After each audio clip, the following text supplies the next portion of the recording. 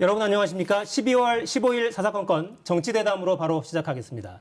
정청래 더불어민주당 의원, 김재원 국민의힘 최고위원과 함께합니다. 자, 두 분 어서 오세요. 네, 안녕하십니까? 네. 오늘 이재명 후보가 재정대책 아주 강한 톤으로 네. 주문을 했고 100조 규모로 추진한다고요? 네. 네. 이재명 후보가 이제 경기도지사 때 뭐 신천지에 대한 대응이라든가 이런 거 잘했지 않습니까? 그리고 어제 이제 거리두기를 좀 강화하자. 그리고 원내대표실을 이제 상황실로 해서 지금 다 편제를 끝냈거든요. 그런데 원래 이 100조라는 것이 윤석열 후보가 50조를 얘기하니까 김종인 총괄선대위원장이 100조를 또 한 거거든요. 그렇죠. 그래서 이재명 후보가 그러면 좋다 그럼 받자, 하자 이렇게 논의를 하자 이렇게 됐는데 우선 저는 뭐 후보들끼리 좀 합의를 하면 정부 예산에 대해서도 뭐 추경이든 뭐든 편성하는 데 좀 좋을 것 같아요. 근데 좀 엇박자가 나는 것이 윤석열 후보는 반대하지 않는다. 같이 만나서 토론하는데. 근데 또 상황이신 또 김종인 위원장이 또 제동을 걸고 나섰어요. 그거는 정부에서 차기 정부에서 할 일이지 왜 지금 논의하자. 그래서 국민의힘에서 어쨌든 당론이 정해진 것 같지는 않아요. 그럼에도 불구하고 이재명 후보가 지금 제안한 것이 감염병 긴급 대응 기구를 설치하고 그리고 병원과 소상공인 내 손실 보상을 위한 긴급 대응 기금을 마련하자. 그리고 이렇게 찔끔찔끔 뗀 방식으로 하지 말고 아예 그냥 액수를 좀 늘려서 앞으로 벌어질 손실 보상금까지 선제적으로 좀 대책을 세우자. 이런 거예요. 그래서 저는 이 부분은 뭐 여야의 유불리를 떠나서 어쨌든 논의는 한번 해봤으면 좋겠다. 국민의힘에서 전향적으로 나왔으면 좋겠다. 이런 생각이 들고. 근데 제가 봐도 뭐 국민의힘에서는 각 부처별로 10%씩 예산을 깎으면 된다. 근데 그거는 너무 기계적이고 너무 폭력적인 거고. 그래서 저는 뭐 세수가 좀 거친 게 있기도 하지만 어쨌든 그런 걸 예상해서 국가 부채를 발행해서라도 한번 해보자. 왜냐하면 OECD 기준으로 GDP 대비 국가 부채율이 우리가 그래도 건강한 편이거든요. 37개국 중에서 한 5등 안팎 정도 되기 때문에 좀 여유가 있거든요. 재정 건전성 차원에서. 그래서 한번 윤석열 후보의 말씀대로 좀 같이 좀 머리를 맞대고 좀 논의했으면 좋겠습니다. 일단. 네. 그러니까 소상공인 손실 보상도 사후에 말고 선지급하자 뭐 이런 안까지 좀 제시를 하더라고요. 그러니까 이제 윤석열 후보자 또는 김정인 위원장의 그 당초 제안과는 전혀 다른 별개의 이야기를 하고 있는 거거든요.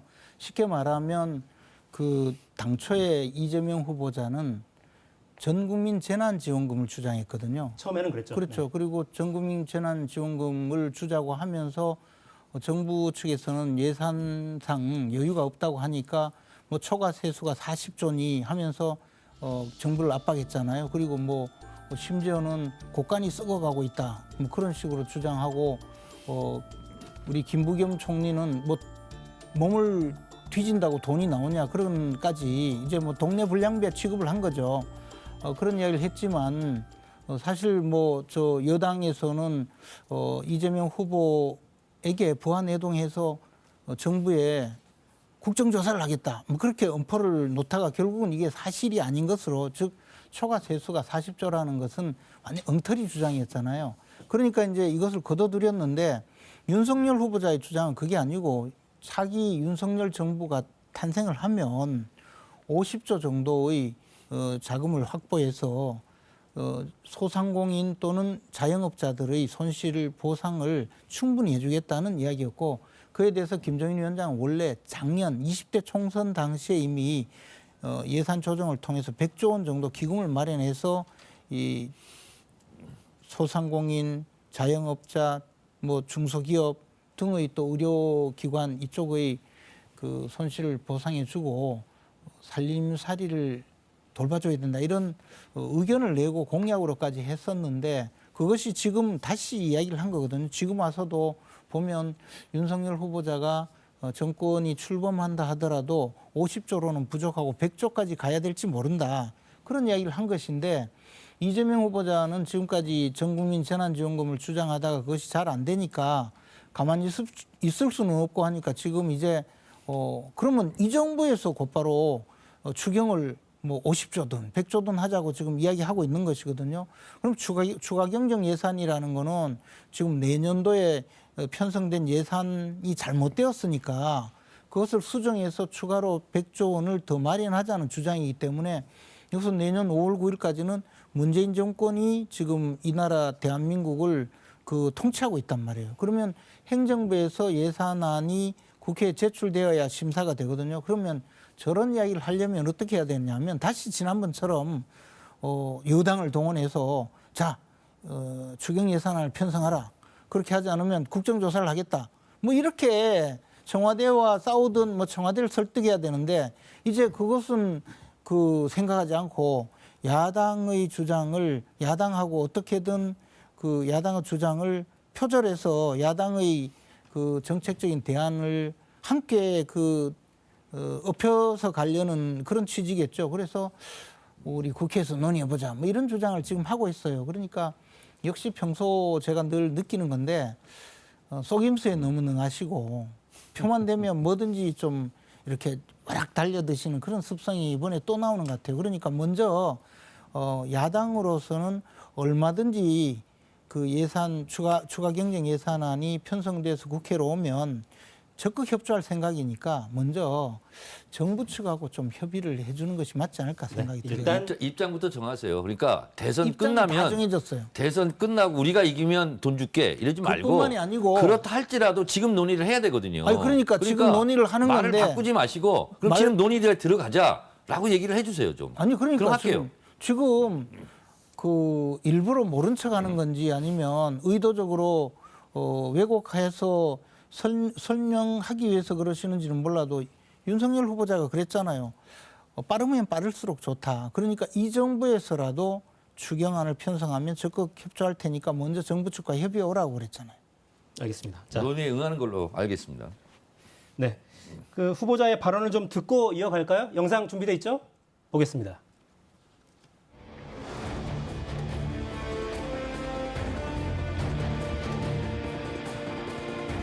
사회적 거리두기 강화라든지 방역 지침을 강화해야 될 상황이 되는 것 같습니다. 소상공인 자영업자분들이 겪는 고통이 너무 클 수가 있습니다. 지금까지는 주로 금융 지원, 즉 현재의 피해를 미래로 미루는 방식의 대응을 해왔고 정부의 재정 지원은 매우 취약했기 때문에 앞으로 더 견뎌내기가 쉽지 않을 거라는 판단이 듭니다. 그래서 마침 윤석열 후보께서 50조 지원 말씀을 하셨고 또 김종인 총괄선대위원장께서도 100조 지원 말씀을 이미 하신 상태이기 때문에 정부에서도 적극적으로 추경 편성으로 화답해 주시기를 기대합니다.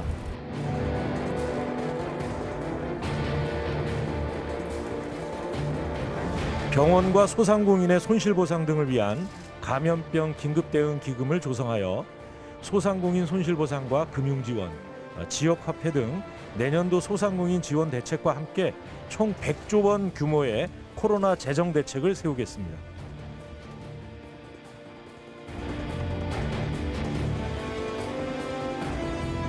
매우 예민하고 중요한 정책을 흔들어 놓을 정도로 하는 건 매우 바람직하지 않습니다. 부동산 정책에 혼란으로 시그널을 줘서 시장에 엄청난 혼란과 또 출렁이게 만들 수 있는 요인을 제공하는 거거든요. 국내에서 반대 의견이었고 또 방금 전에 청와대에서 반대 투명하는 보도가 나왔는데 방역 상황이 좀 위급해서 일부러 없던 일정 만들어 온 거니까요. 그건 다음 기회에 저희가 말씀드리도록 할게요. 네, 그러니까 100조 재정 대책 관련해서는 여당에서는 당장 협의에 응하라라고 요구하고 있고 야당에서는 정부부터 설득하라. 추경안은 정부가 마련해야 한다라는 입장, 변함이 없다는 걸 다시 확인을 하고요. 다주택자 양도세 중과 유예 이 부분은 그러니까 당에서는 논의를 좀 해보자 이런 입장인 것 같은데 네. 청와대와 정부는 좀 부정적이에요. 민주당의 이재명이 아니라 이재명의 민주당이다 이렇게 이제 천명하고 이재명 후보의 공약을 적극적으로 이제 뒷받침 하는 이제 당이 이제 됐는데요. 그래서 이제 이재명 후보는 이제 속전속결 타이밍이 중요하다 이제 이렇게 얘기를 하고 있지 않습니까? 그래서 당에서는 이 다주택자 양도세 중과를 좀 유예를 해서 어쨌든 잠김 현상 집을 안 파니까 그래서 팔았을 때 양도세를 좀 1년 동안 한시적으로 정지하자는 겁니다. 그리고 6개월 내에 파는 것은 아예 면제해 주자. 이게 이제 후보의 생각인데 이제 후보는 이제 뭐 어쨌든 몽골 기병 같은 이 속도전으로 지금 나가고 있는데 당에서는 이제 이미 논의를 하고 있는데 완결이 되지는 않은 상태예요. 그러니까 이런 상태에서 이제 청와대에서 반대라기보다는 그럼 당에서 신속하게 입장을 정해라. 왜냐하면 방금 이상민 의원 같은 좀 이렇게 다른 목소리 나오고 저게 이제 뭐 민주정당이라서 좋은 모양이다. 민주주의는 원래 그런 거다라고 평상시에는 얘기할 수 있는데 지금 선거철이지 않습니까? 그렇기 때문에 신속하게 좀 입장을 좀 정리할 필요가 있겠다. 그리고 또 하나는 어쨌든 언론에서나 야당에서는 왜 이렇게 엇박자가 나냐고 이제 공격을 하는데 그 부분은 저희들이 충분히 인정을 하고 그래서 정책 단위에서 좀 조율을 해서 후보의 입으로 나가든 대변인의 입으로 나가든 아니면 정책본부장 입장으로 나가든 그런 것을 좀 조율할 필요는 있겠다 이런 생각이 듭니다. 야당 입장은 어떻습니까? 양도세 중과 유예는 얼마든지 받아들일 수 있는 카드인가요? 아니 우리가 계속 주장해 오던 여러 가지 부동산 거래 정상화의 한 그 부분으로 되어 있죠. 그리고 지금 현재 그 문재인 정권에서 수십 차례 부동산 대책을 내놓았지만 결국은 집값만 계속 올렸거든요. 한번 대책을 내놓을 때마다 집값은 더 올랐거든요. 그런 조치가 막 그 계속 덕지덕지 붙다가 보니까 지금은 이 세제, 특히 부동산 관련 세제는 더 이상 계속 지속적으로 유지할 수 없는 상황에 되어 있거든요.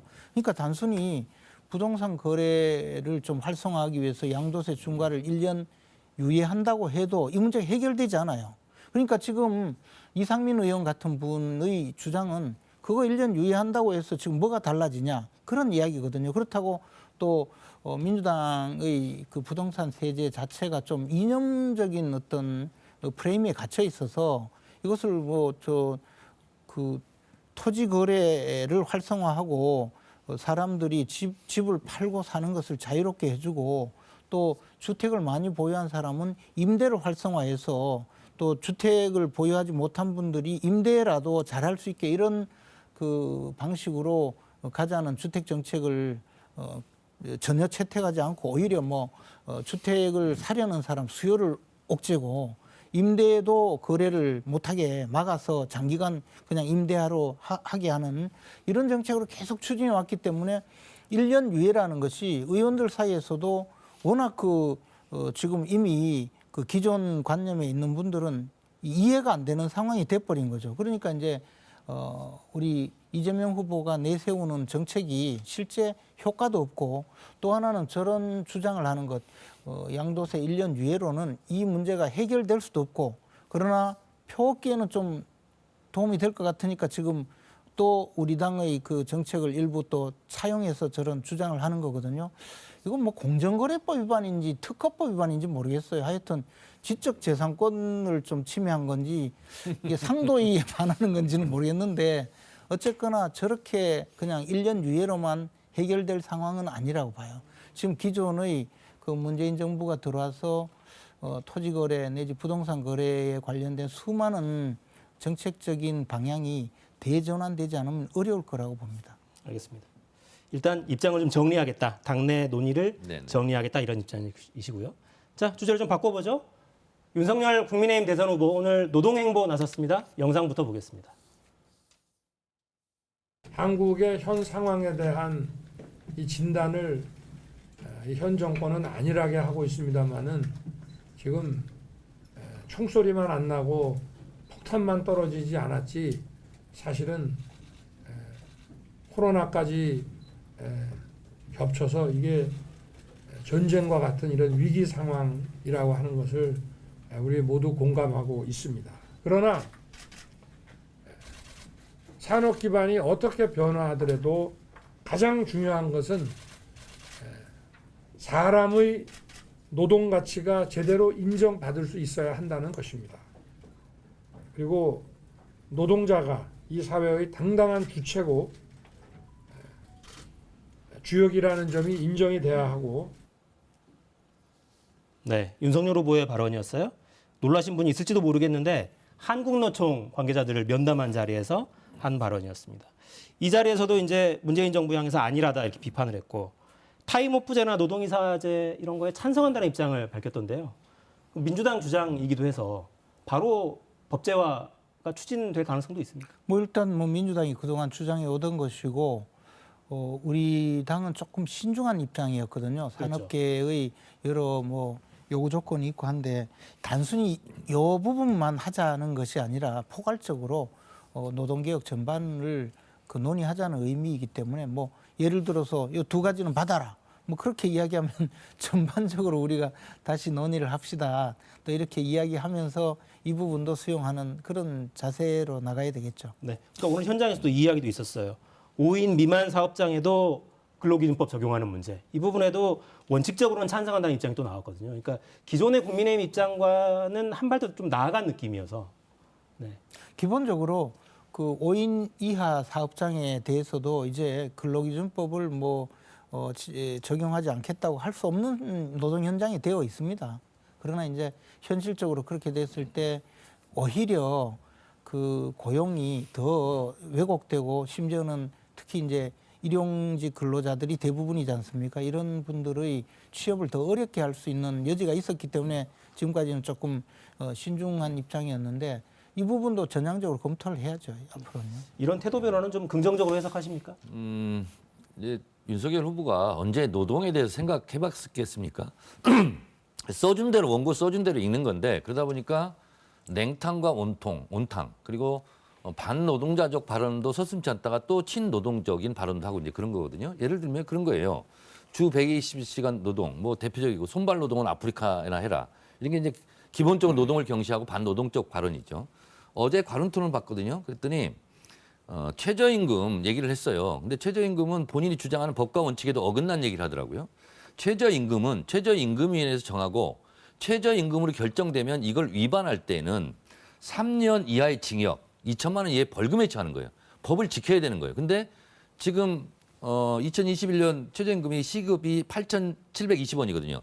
곱하기 52 곱하기 4 이렇게 하잖아요. 그러면 180만 원 정도 나와요. 근데 어제 뭐라고 발언했냐면 왜 180만 원을 꼭 지켜야 되냐. 150만 원 받고도 일할 수 있는데 그 일자를 뺏기는 거다.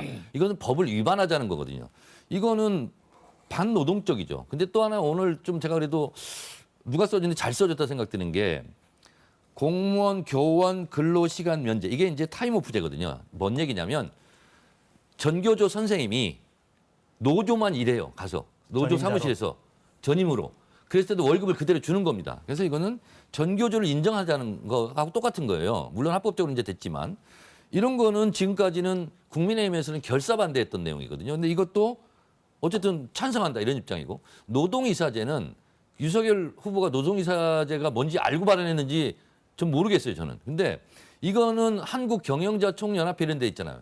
사주 입장에서는 결코 받을 수 없는 거거든요. 근데 오늘 가서 뚝 이걸 던졌어요. 그러면 나중에 전경련이나 경총이나 이런 데 가서는 어떻게 또 발언을 해야 될지. 그래서 이거는 온탕과 냉탕을 왔다 갔다 한 그런 발언이었다 어제 오늘. 그런 생각이 들지만 어쨌든 노동이사제나 타임오프제 같은 경우는 저희들 입장에서는 추진하려고 하는 입장이기 때문에 그런 부분에서는 환영합니다. 그러니까 최저임금제 관련해서는 이런저런 비판들이 좀 있어서 설명이 좀 필요할 것 같긴 합니다. 그런데 이제 그 최저임금 제도에 대해서 늘 이야기가 단순히 모든 직종 또 지역 그 관계없이 똑같이 적용을 함으로써 상당한 문제가 있다는 지적이 있었지 않습니까? 그러니까 예컨대 직종이라든가 또는 지역별로 이런 탄력성을 주자. 그리고 어떤 지역의 경우는 좀 지역 실정에 맞춰서 최저임금을 조금 낮출 수도 있고 어떤 쪽은 좀 더 높일 수도 있게 그렇게 하지 전국 단위로 최저임금위원회에서 정하면 획일적으로 시행하는 데 대한 문제점을 이야기한 거거든요. 그게 뭐 그리 잘못되었다고. 그리고 아니, 또 하나는 법 위반 사항이잖아요. 잘 일단. 모르시는데요. 그럼 법 개정을 하자고 얘기해야죠. 아니 그렇죠. 그렇게 탄력적으로 하는 그렇게 최저임금법을 다시 앞으로- 만들자. 앞으로 이렇게 바꾸자는- 주장하지 않고 그냥 최저임금에 정한 법을 허물자 이런 식으로 얘기하면 되겠습니까? 언제 그렇게 이야기했어요? 아니 180만 원인데 150만 원도 주게 하자 하는 거는 최저임금법을 위반하자는 얘기가 아니 밖에 더 최저임금 되겠어요? 제도를 그렇게 바꾸자고 이야기한 거죠. 뭐 또 대통령 후보가 무슨 뭐 법을 위반하자고 이야기하는 법과 경우가 원칙 있어요. 얘기하지 않습니까? 또 그러면 하나는 최저임금법에 지금 180만 원 정도 되니까 그건 지키자. 근데 탄력적으로 적용하기 위해서 그 법을 개정해서 150만 원 일자리도 만들자. 이렇게 주장하는 게 완벽한 거죠. 너무 신나하시는데 그게 아니고 지금 말씀하신 대로 최저임금 제도에 대한 제도 개선을 계속 이야기한 거예요. 그러니까 지금 어떤 직종의 경우에는 최저임금 이상으로 지금 대부분의 근로자들이 급여를 받고 있고 어떤 직종은 실질적으로 최저임금 이하를 받게 된다든가 또는 최저임금 때문에 오히려 고용이 왜곡되는 그런 현상을 막기 위해서 그동안에 입법적으로 서둘러서 계속 최저임금의 지역별 또는 직종별 차별을 두자, 차등을 둘 수 있게 하자, 신축적으로 운영하자는 이야기는 수없이 있었거든요. 그 이야기를 한 거예요. 이 법을 한번 정해지면 지켜야 되는 거고요. 그렇게 주장하시려면 먼저 법 개정을 하자라고 주장을 하셔야 돼요. 근데 이게요, 어느 정도로 위험한 거냐면요. 제가 19대 국회 행안위 할 때 정부 기관 또 정부 공공기관도요, 최저임금을 지키지 않고 있더라고요. 그래서 제가 일제 조사를 했는데 경남 도만 자료 제출을 못해서 내가 못했는데 한 절반가량이 정부에서도 위반하고 있어요. 그래서 제가 정부 상대로 그랬어요. 아니, 고용노동부 청사를 청소하는 분들한테도 최저임금 안 주면 어떻게 되냐, 감독기관에서. 지자체도 다 그렇고. 그래서 싹 다 토해내고 최저임금 이러고 다 줬거든요. 이게 뭐냐면 법 위반 사항이기 때문에 그렇습니다. 아니 그래서 이제 그런 식으로 운영을 하면 법상 결국 150만 원 줄 수가 없는 거예요. 최저임금 위반이기 때문에. 그 얘기를 하는 거예요. 잘 안 들리세요? 네? 제가 이야기하잖아요. 계속. 너무 잘 들려요. 너무 벽창호 같아요. 네? 그러니까 이제 최저임금이 높게 책정되면 최저임금을 줄 수 없는 그런 상황이 되어서 오히려 기존에 고용하고 있던 분들도 파트타임으로 돌리거나 또는 뭐 최저임금의 적용을 받지 않기 위한 여러 가지 조치를 취한다든가 또는 뭐 아예 고용을 하지 않고 가족 경영으로 가는 바람에 사실은 고용 구조가 많이 왜곡되었다. 그러므로 직종별로 또는 지역별로 좀 차등을 두자는 것이었고요. 그러나 그걸 하지 말자고 최저임금법이 정해진 거예요. 김재현 의원처럼 하지 말자고. 그래서 일종으로 정한 겁니다, 지금. 그러면 법 개정을 하세요. 개정안을 내세요. 아니 그래서 지금 그렇게 해서 제도를 개선하자는 이야기를 한 건데 저렇게 계속 이야기하시잖아요. 한국노총에 가서 이런 얘기 한번 해보세요. 뭐라 하는지. 자, 최저임금 제도가 도입된 그러니까 이유가 있죠. 누구나 저임금으로 장시간 근로에 시달리지 않도록 그렇게 하기 위해서 만들어진 제도니까 뭐 개선할 필요가 있는 부분이 있다면 논의를 통해서 또 개선을 해나가야죠. 계기가 될지도 한번 지켜보겠습니다. 주제를 좀 바꿔보죠. 네, 윤석열 후보 배우자 김건희 씨 의혹이 계속 커집니다. 영상부터 보겠습니다. 결혼하신 뒤에도 이제 김건희 씨가 2013년에 안양대랑 2013년에 국민대 교수 임용할 때 이력서 허위로 작성한 사실이 있는데 그래서 저는 뭐 모르는 일이고 뭐 허위라는 뭐가 있습니까? 저는 아직 뭐 금시초문인데. 근데 이번에 좀 재직증명서 같은 것도 좀 공개하실 의향이 있으신지. 교육부하고 다 대학들하고 해가지고 뭐 오래된 자료까지 다 받아서 보는데 뭐 그런 재직증명서를 지금도 가지고 있는 것은 아니니까 뭐 관련된 그 대학의 정부 공권력을 이용해서 다 받아서 확인하면 되지 않겠습니까? 우리가 대통령을 뽑는 거지 무슨 대통령 부인을 뽑는 거 아니잖아요. 그래도 지나칠 정도로다가 뭐 후보의 소위 부인에 대해서 이러고 저러고 나는 얘기한다는 건 내 상식으로는 잘 납득이 잘 안 돼.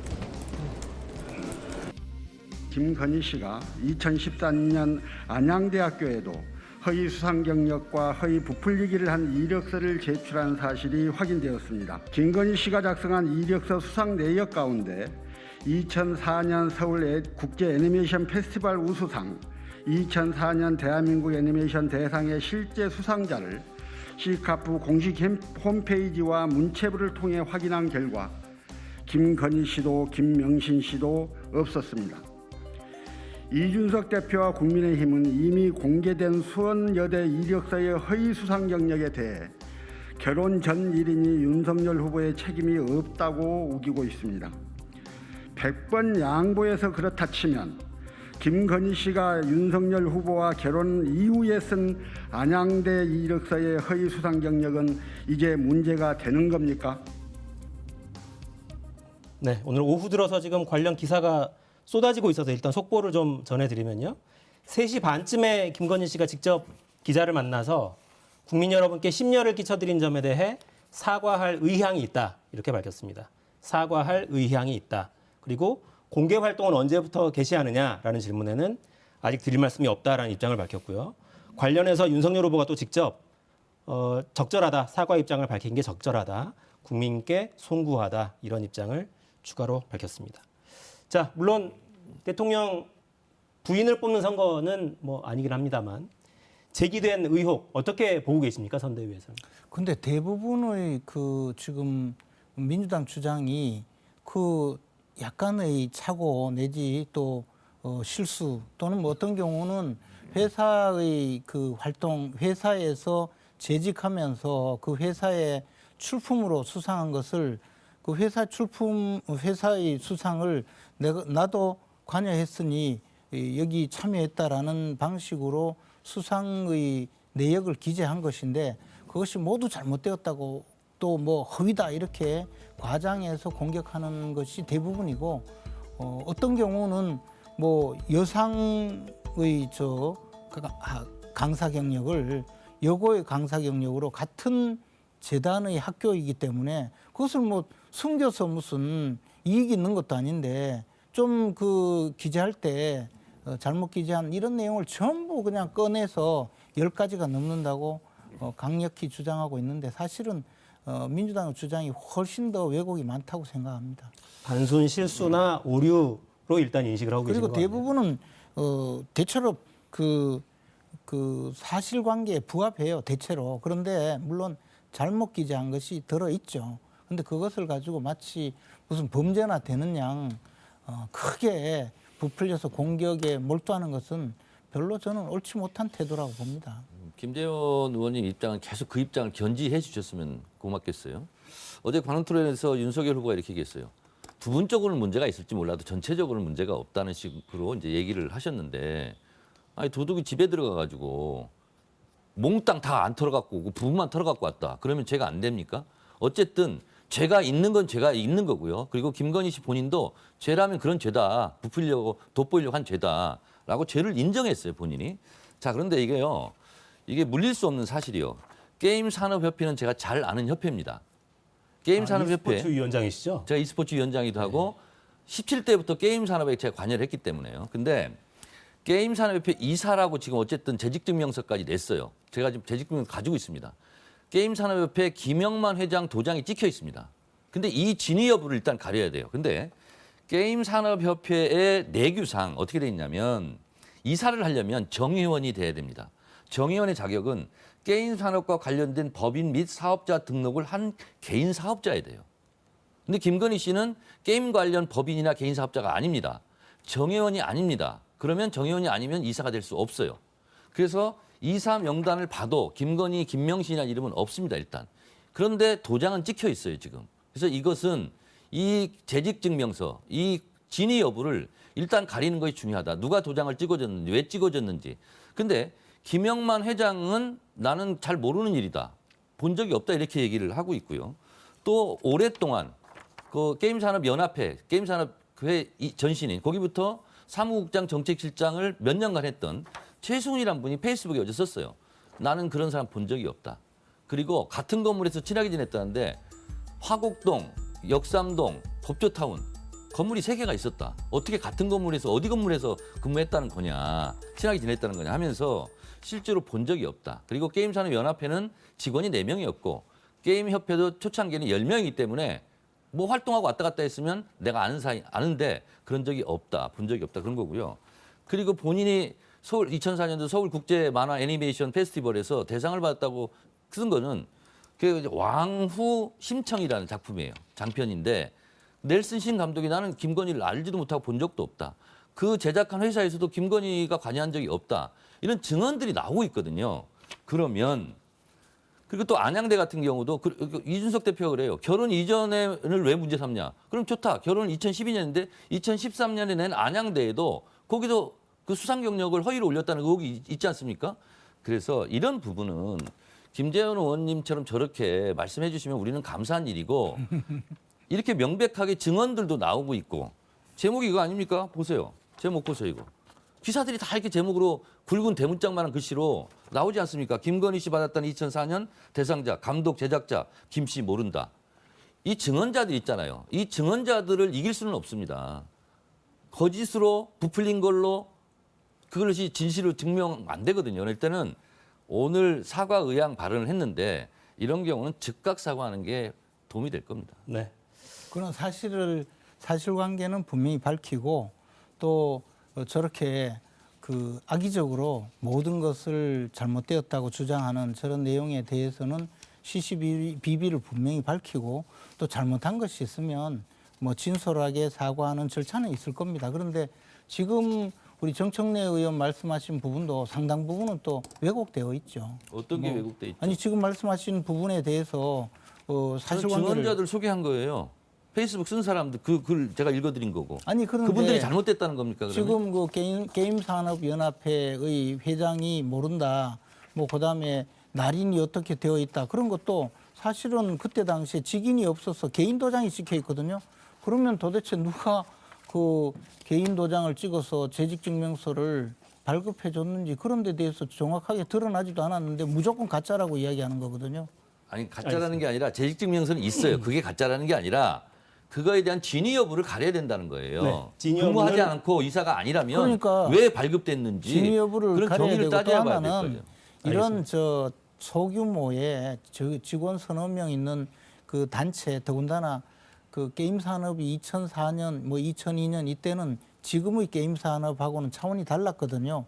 그리고 그때 곧바로 뭐 인허가를 인가를 취득해서 게임 산업 협회로 등록된 단체는 2004년 무렵이잖아요. 근데 그 이전부터 연합회라는 이름으로 활동을 시작하고 사실상 사설기관으로 시작할 때 주위 사람 도움을 받으면서 그 이사라는 직함으로 같이 도움을 주고 할 수가 있는 거예요. 우리가 다만 그때 일을 확인하지 못했을 뿐이고 그러나 후보자의 부인은 그때 나는 기획이사로 활동을 했고 그때 당시에 여러 가지 측면에서 도움을 주고 그리고 그 4명 정도 근무하는 그런 단체에 우리가 이사라고 하는 분들이 그 사무실에 모여서 무슨 일을 하고 하는 경우가 잘 있습니까? 그렇기 때문에 이런 비정향적인 그 상황에 대해서 마치 지금 게임산업협회가 엄청 커진 지금의 정관이나 지금의 사실관계를 가지고 그때를 돌이켜보면서 이야기하는 것도 직인도 만들지 않은 그런 단체의 수준에서 벌어진 일이고 또 하나는 이것을 굳이 사실과 다른 경력을 올려서 이미 확정이 된 그런 겸임교수 자리에 그 증빙으로 하나 제출한 것인데 그것을 지금 말씀하신 대로 없는 실적을 올려서 뭐 채용 심사를 하는 것도 아닌데 그렇게 했겠습니까?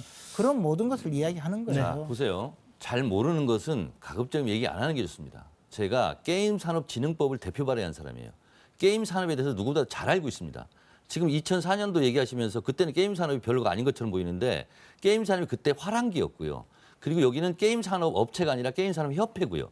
그리고 초대 게임산업연합회 회장이 NH 김범수 의장이 했고요. 그 이후로는 한빛소프트 김영만 회장이 계속 이끌고 있고 현재도 e스포츠 협회 회장입니다. 김영만 회장님이. 그래서 그분이 어떤 회사냐면 한빛소프트가 스타크래프트를 한국에 갖고 온 회사예요. 굉장히 튼튼한 회사고. 오히려 그때 게임 회사들이 더 잘 됐어요. 그래서 게임에 대해서 그때 확 본물이 터졌을 때거든요. 그런데 그때는 뭐 별거 아니었고 지금 같은 규모가 아니었다 이렇게 얘기하시는 것은 사실과 다른 얘기고 주장입니다. 제가 이 질문 한번 드려보고 싶은데, 그러니까 저희 그래픽 제작된 윤석열 후보 입장 그래픽을 좀 올려주실까요? 오전에는 사실 굉장히 격앙된 반응이었어요. 저쪽에서 떠드는 거 듣기만 하지 말고, 그러니까 이게 아마 민주당 주장만 듣지 말고 이 기자들한테 한 이야기입니다. 현실을 좀 잘 보고 관행 등에 비춰보고 보도하라. 이렇게 이제 좀 강한 톤으로 이야기를 했다가 배우자가 먼저 사과 의향을 밝혔고 그 뒤에 후보도 사과한 게 맞다. 이렇게 받아들였어요. 이게 이제 온도차가 몇 시간 만에 좀 갑자기 많이 달라져서 이런 태도 변화는 저희가 어떻게 좀 이해를 해야 됩니까? 그러니까 사소한 뭐 기재 실수라든가 사소한 오류라면 이렇게 사과를 할 필요가 별로 없는 거 아닙니까? 아니 그렇더라도 지금 말씀하신 대로 일부 사실과 다른 기재가 되었다고 확인이 되고 있잖아요. 그런 부분에 대해서는 충분히 사과할 의향이 있다는 것이고 지금 말씀하시는 대로 모든 것이 뭐 잘못된 것 또는 뭐 위조 뭐 또 범죄 이런 식으로 이야기하는 그 악의적인 그 모함 행위에 대해서는 그것은 사실관계를 분명히 이야기를 해야 되죠. 자, 동양대 표창장 가지고요. 그것이 사실인데 아니냐 가지고 정경심 교수는 지금 징역 4년을 받았어요. 아직 대법원 판결이 남아 있어서 속단하기는 어렵지만. 근데 문제는 이것이 관행이었다. 뭐 윤석열 후보도 그래요. 관행에 비춰봐라 이렇게 하는데 관행은 관행이다 하더라도 어쨌든 이것은 사문서 위조 혐의가 있어 보여요. 제가 볼 때. 그러면 이 사문서 위조는요. 범법행위입니다. 그래서 이 부분은 조국 교수 털때처럼 한번 털어보세요. 다 압수수색해야 돼요. 그리고 이것이 사문서 위조인지 아닌지 수사기관에서 수사할 내용이에요. 물론 공소시효는 지났다고 주장하지만 지금 현재 그것에 대해서 만약에 왜곡된 거짓말을 하고 있다면 그것은 현재도 처벌 대상이 될 수가 있거든요. 그래서 이 부분에 대해서는 검찰이 저는 재빨리 수사를 해야 된다고 봅니다. 네. 그런 식으로 이야기하면 이제 그 게임산업협회에서 제출해준 게임산업협회에서 발급받은 재직증명서가 위조되었다는 주장이잖아요. 진위 여부를 가려야 된다고 그랬었죠. 그러면서 뭐 무슨 위조 혐의가 아니, 있고 그러니까 수사까지 이야기하고 저런 근무한 식으로 적이 없는데 저런 식으로 이사가 아닌데 그걸 발행해 줬다면 거기서 문제가 될 거고요. 지금 오히려 아니, 그렇잖아요. 지금 그런데 오히려 만약에 정청래 의원님의 저 주장이 저는 범법행위라고 봐요. 아니 뭐가 범법행위입니까? 드러난 사실이 하나도 없는데 위조 혐의가 있다라고 이야기하는 것 자체가 아니 보세요. 그게 이사 문제가 명단에 있어요. 없어요. 게임협회. 그러면 김건희 씨가 그러면 게임협회 이사를 정식으로 했다고 지금 본인이 주장하시는 겁니까? 자, 아니 말씀하세요. 그렇게 이야기하잖아요. 그때 당시에는 이사로서 일을 했다. 그런데 그 명단이 지금 와서 그때 명단이 있었는지 없었는지를 그때 사무국장을 했던 분이 본 적이 없다고 하고 이사가 지금 아니라고 다시 주장을 하고 있지 이야기하는데요. 않습니까? 지금 저 부분도 굉장한 왜곡인데요. 그분이 지금 말씀하시는 분이 그때 사무국장이 아니었잖아요. 어떻게 그 사무국장? 연합회 때 사무국장했고요, 정책실장했고요, 그리고 쭉 그 사무국장 또 했습니다. 그분이. 저희가 최승원 이 자리에서 씨가. 사실관계를 일일이 확인하기 좀 어려움이 있으니까 사실관계는 저희 KBS도 그러니까 취재를 사실이 아닌 해서 것을 자꾸 사실이냐 네, 이야기하잖아요. 뉴스에 담도록 하겠습니다. 지금 이 상황이 좀 예민한 건 공정과 정의 이게 이제 이번 대선에 상당히 중요한 가치로 떠오르고 있어서 과연 이게 부합하는지 이 부분은 국민들이 깊이 있게 지켜보고 있을 거라는 그런 생각은 듭니다. 지금까지 김재원 최고위원, 정청래 의원과 함께했습니다. 두 분 고맙습니다. 네.